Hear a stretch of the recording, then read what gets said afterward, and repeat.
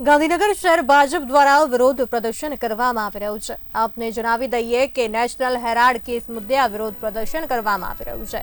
ધારાસભ્ય રીટાબેન પટેલની આગેવાનીમાં વિરોધ પ્રદર્શન કરવામાં આવી રહ્યું છે।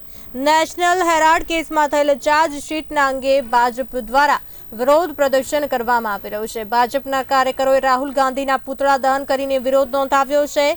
ભાજપના કાર્યકરોએ સૂત્રોચ્ચાર સાથે વિરોધ પ્રદર્શન કરી રહ્યા છે। ગાંધીનગરથી સમાચાર।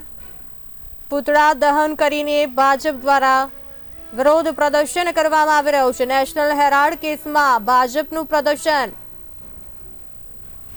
ગાંધીનગર શહેર ભાજપ દ્વારા ઉત્તર વિધાનસભાના ધારાસભ્ય રીટાબેન પટેલની આગેવાનીમાં વિરોધ પ્રદર્શન। નેશનલ હેરાલ્ડ કેસની અંદર સોનિયા ગાંધી અને રાહુલ ગાંધી પર ઈડીએ જે ચાર્જશીટ લગાવી છે, જે ભ્રષ્ટાચાર આચર્યો છે, એના વિરુદ્ધની અંદર ભારતીય જનતા પાર્ટીના કાર્યકર્તાઓ સમગ્ર દેશની અંદર ઠેર ઠેર વિરોધ નોંધાવી રહ્યા છે।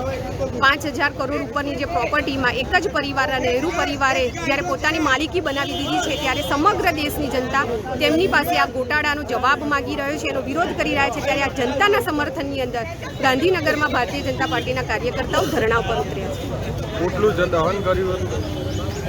પુતળું સોનિયા ગાંધી અને રાહુલ ગાંધી એ નહેરુ પરિવારના એ બધા જ સભ્યોના પ્રતિકરૂપે બાળવામાં આવ્યું છે કે જેમને સમગ્ર પરિવારે આ નેશનલ હેરાલ્ડને પોતાની પ્રાઇવેટ પ્રોપર્ટી બનાવી દીધી છે, એના વિરુદ્ધમાં આ પુતળું દહન કરવામાં આવ્યું છે।